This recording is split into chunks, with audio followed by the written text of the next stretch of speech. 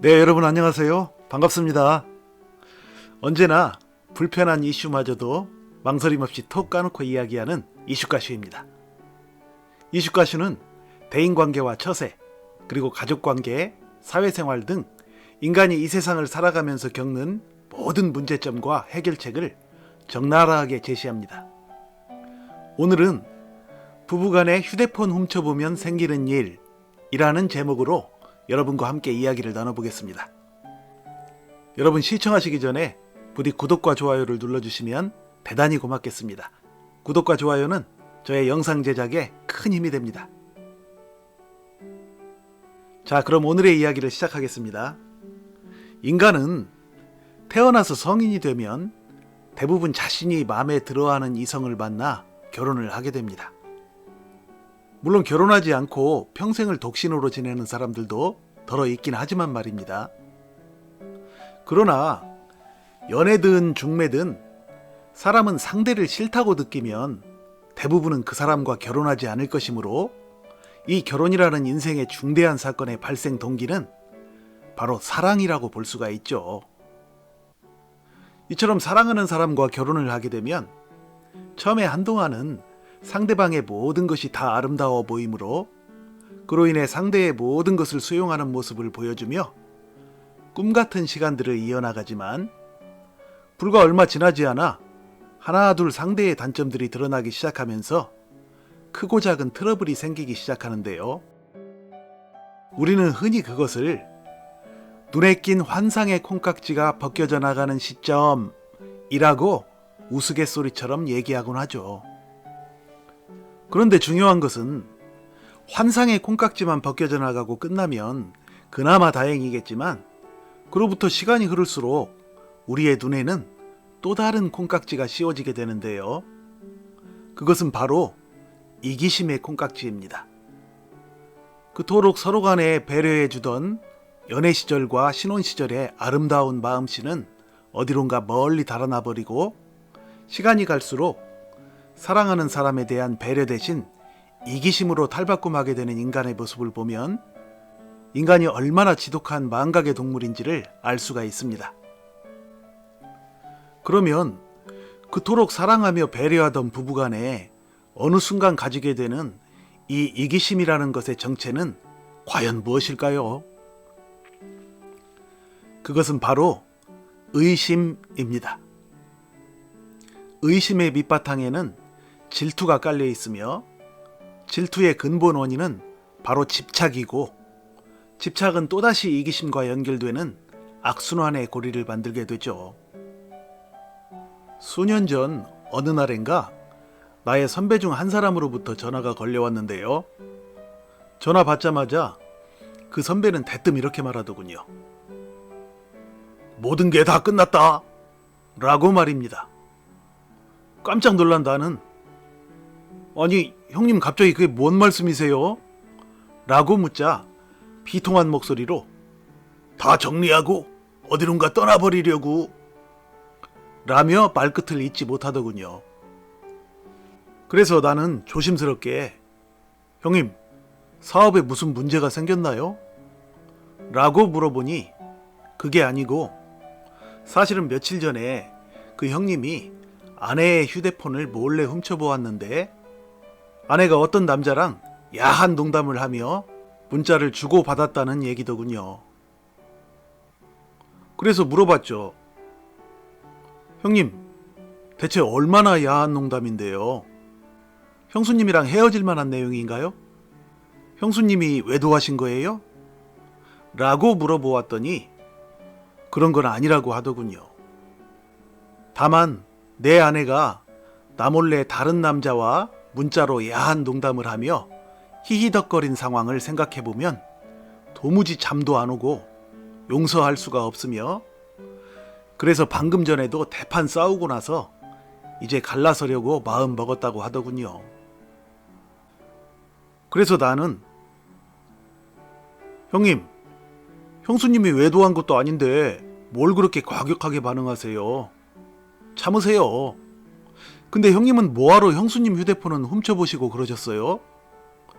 라고 묻자 야, 내 앞에 휴대폰이 있는데 어떻게 안 보냐? 너 같으면 안 보냐?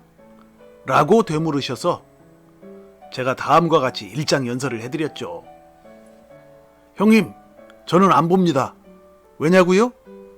몰래 봐봤자 좋을 일이 없고 부부간에 둘 다 상처받기 때문이에요. 사람은 다 자신의 사생활이 있어서 부부간에도 감추고 싶은 것이 있고, 형수님의 경우처럼 다른 남자랑 야한 농담을 주고받았다고 해서 그것이 형수님이 부도덕한 사람이라는 증거는 결코 아니에요. 또 그것이 형님을 사랑하지 않는다는 증거는 더욱 아니고요. 누구나 그런 상황이 있을 수 있는 거예요. 그리고 요즘 다들 휴대폰 비밀번호 설정해놓는데 안 해놓은 것만 봐도 그만큼 형수님이 떳떳하다는 증거가 아닐까요? 지금 형님보다 더 상처받은 사람은 형수님이에요. 빨리 위로해주세요. 라고 말해드렸더니 뭐라고 횡설수설 하시는 것 같았는데, 아무튼 그렇게 전화통화를 마쳤습니다.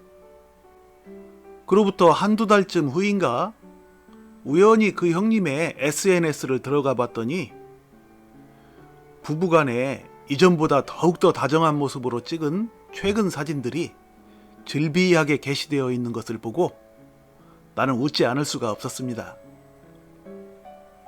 아마도 그 선배는 그때 내가 해드린 일장연설 충고 때문에 마음을 다잡을 수 있었던 것일까요?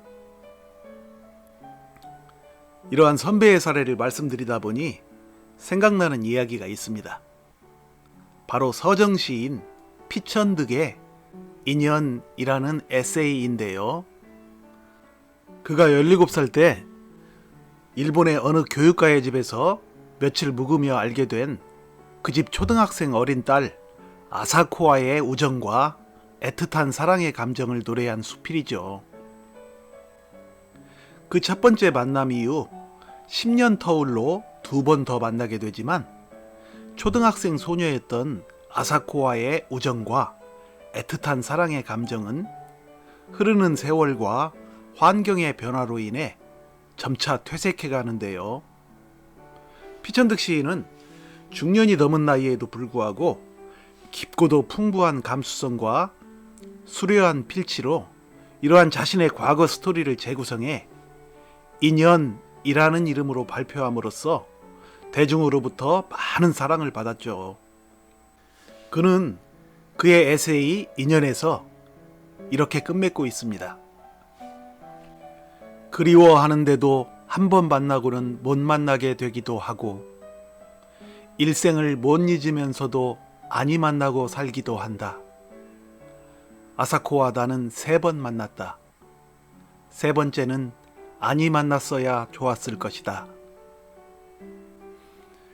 그러니까 피천득 씨는 이 수필에서 추억을 현실로 끌어들이려는 자신의 노력 때문에 마침내 아사코와의 3번째 만남까지 이어졌고, 아사코가 대학생이던 2번째 만남까지는 몰랐지만 아사코가 결혼하여 중년이 된 3번째 만남에서는 왠지 아사코의 결혼 생활이 불행해 보이는 듯한 모습과 그로 인해 나이보다 훨씬 늙어 보이는 아사코의 모습으로 인해 오히려 그가 그동안 고이 간직해왔던 아름다운 사랑의 추억이 여지없이 무너져 내리게 되었다는 아쉬움을 이야기한 것이죠. 제가 여기서 왜 이런 얘기를 하냐면, 부부간에도 이런 사랑의 추억을 고이 간직하려는 노력을 해야 한다는 얘기를 드리고자 하는 것입니다. 부부간에 휴대폰을 훔쳐보는 행위는 마치 피천득 시인이 아사코와의 3번째 만남을 가짐으로써 수십 년간 간직했던 그 아름다운 사랑의 추억이 일순간에 무너져 내리는 것과 비슷한 맥락이라는 것이 나의 관점입니다.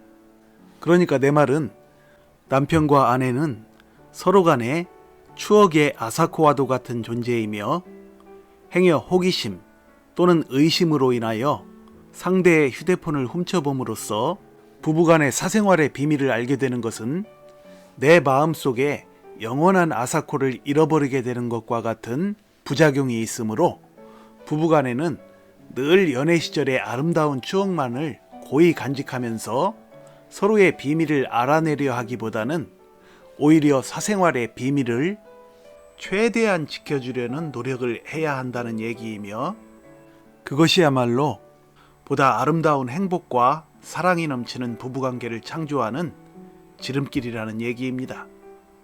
부부간에 상대를 믿어주고 배려해주는 모습이야말로 오히려 상대가 한눈 팔지 않고 더욱더 나를 사랑하고 따르게 만드는 비결이라는 것을 깨달은 분들이라면 분명 승리하는 가정을 이끌어 나갈 것임에 틀림없습니다.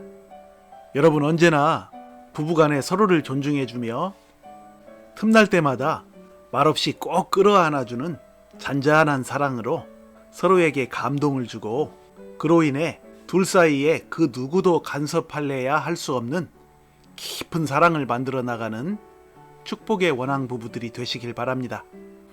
여러분, 시청해 주셔서 감사드리며 구독과 좋아요 부탁드립니다. 다음에 다시 만날 때까지 늘 건강하고 행복하세요. 감사합니다.